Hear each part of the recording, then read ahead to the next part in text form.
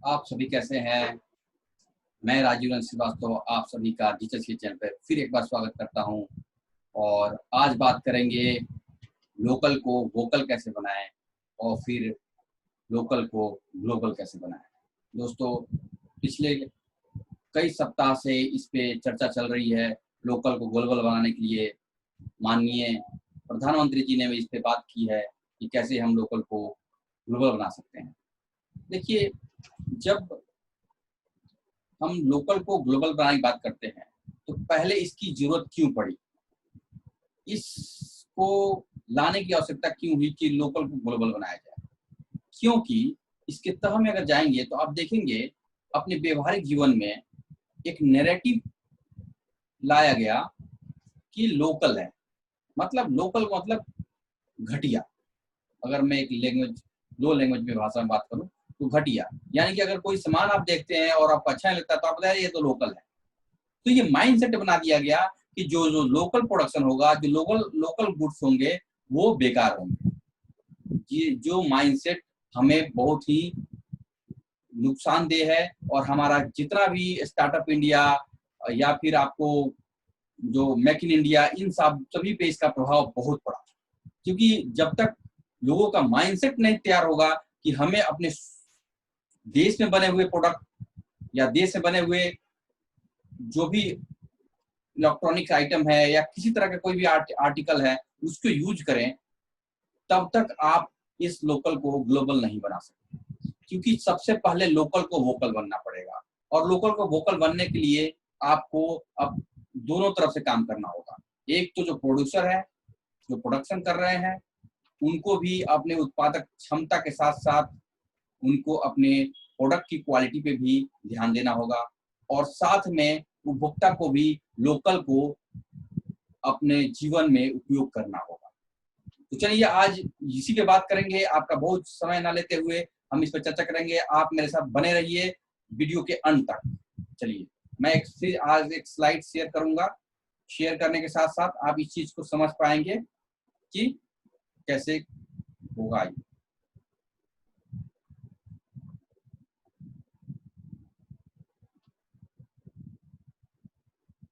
ये preparation for local to global.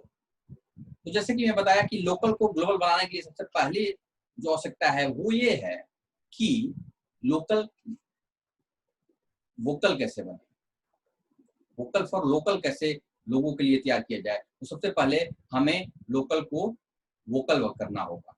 जैसे आप इस पिक्चर में देख रहे हैं कि जो लोकल फल सब्जियां या इसी तरह से मूर्तियां या कोई भी आर्टिकल जो मोबाइल्स हो गया, टेलीफोन वाले आइटम्स हो गए, इलेक्ट्रॉनिक आइटम्स हो गए, बहुत सारे आर्टिकल जो यूज होते हैं, खासकर जो हमारे पर्व त्योहार का जो चीज होता है वो स्वदेशी होना ही चाहिए। तो आज सारी दुनिया जो इस पैंडेमिक से जूझ रही है, इसके साथ साथ हमें यह ध्यान देना होगा कि हमें अपने लोकल को ही बढ़ावा देना होगा। आज लोकल ही हमारे साथ हैं। कोई भी जो विदेशी कंपनियां हैं या विदेशी आर्टिकल हैं, गुड्स हैं, वो हमारे साथ नहीं है, आज आ रहे हैं। तो चलिए इस पे बात करते हैं। तो अगर हम लोकल को वोकल बनाए या ग्लोबल बनाएंगे तो बहुत सारी चीजों देखना होगा। पहले हमें जो बिजनेस स्ट्रक्चर है इसको सही करना होगा। यानी कि मैं कह रहा हूँ कि बिजनेस लीगल स्ट्रक्चर चेकअप करना पड़ेगा। आपका जो चेकअप होगा वो स्ट्रक्चर का चेकअप करना पड़ेगा कि ये क्या है। अब देखिए, अगर आप जिस भी फॉर्म में काम कर रहे हैं, ये देखिए कि क्या वो आपके लिए उपयुक्त है। जैसे कि मैं पिछले वीडियो में बताया हूँ कि पार्टनरशिप और या फिर एलएलपी या फिर आपको कंपनीज जो किन लोगों के लिए फायदेमंद होता है, किन के लिए कौन सा स्ट्रक्चर उपयोगी है। तो आप इस चीज को जरूर जांच करें कि क्या आप जो भी बिजनेस स्ट्रक्चर, लीगल स्ट्रक्चर पे काम कर रहे हैं वो सही है। यानी कि अगर पार्टनरशिप पर काम कर रहे हैं तो क्या वो आपके लिए उपयुक्त है।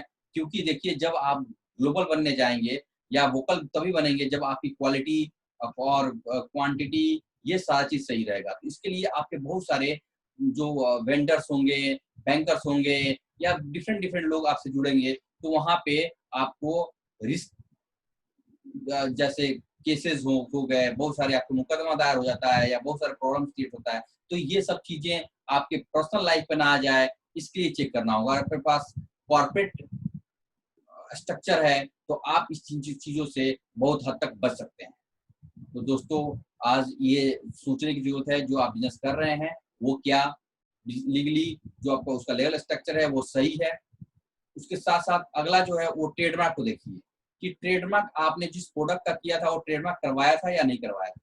क्योंकि देखिए, ट्रेडमार्क अगर आपने नहीं करवाया तो इस पे प्रॉब्लम आएगी। अगर आप कोई ब्रांड लेके आए हैं जो ब्रांड ऑलरेडी इंटरनेशनल मार्केट में चल रहा है और उसी ब्रांड को आपने कॉपी बना लिया है, तो दिक्कत आएगी, क्योंकि वो आपके इंटरनेशनल ट्रेडमार्क लेना पड़ेगा। अगर नहीं लेते हैं तो आपके ऊपर मुकदमा भी दायर हो सकता है। तो इसलिए आपका ट्रेडमार्क रजिस्टर होना चाहिए। या दूसरे पहलू में मैं देखूं या आप देखेंगे तो पाएंगे कि ट्रेडमार्क को अगर रजिस्टर नहीं करते हैं आप, तो कोई भी आदमी कॉपी कर सकता है।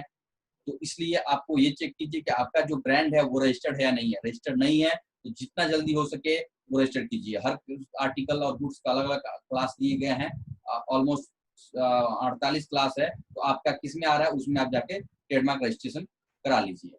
साथ में पेटेंट, अगर आपका कोई प्रोसेस है जो कि यूनिक है, आपने एक नया कोई डेवलपमेंट लाए हैं जिसमें आपको बहुत ज्यादा एक नया यूनिकनेस है, तो आप जरूर पेटेंट का भी रजिस्ट्रेशन करा सकते हैं। ये भी इंटरनेशनल के साथ साथ लोकल भी, यानी कि देसी और विदेशी दोनों होता है।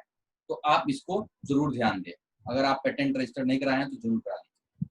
अब आ गया, अगर हम लोकल को ग्लोबल बनाने के लिए हमें बहुत सारे मार्केटिंग करना पड़ेगा, ई मार्केटिंग करना पड़ेगा। साथ में आपने देखा कि जो आपके 100 करोड़ से ऊपर का 100 लाख 100 लाख यानी 1 करोड़ से ऊपर के जो भी टेंडर्स थे उस पे आपको गवर्नमेंट ने लोकल पे बात करी है कि लोकल उसमें प्रमोट करेंगे, लोकल टेंडर लेंगे, इंटरनेशनल टेंडर नहीं आएगा, यानी कि विदेशी कंपनियों से भाग नहीं लेगी। तो आपको इसके लिए टेंडरिंग के लिए जेम में रजिस्ट्रेशन कराना जरूरी है।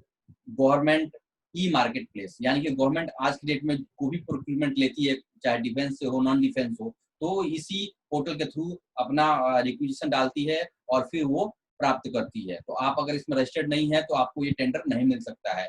तो आप जरूर से जरूर जेम में जाके रजिस्ट्रेशन कराइए। अगर आपके पास कोई कंसल्टेंट है तो वहां से कर सकते हैं, या जो भी आपको है वहां आप कर सकते हैं। साथ में डिटेल्स ये भी इस चीज को काम करती है, तो आप इनके मैनेजमेंट से भी आप बात कर सकते हैं।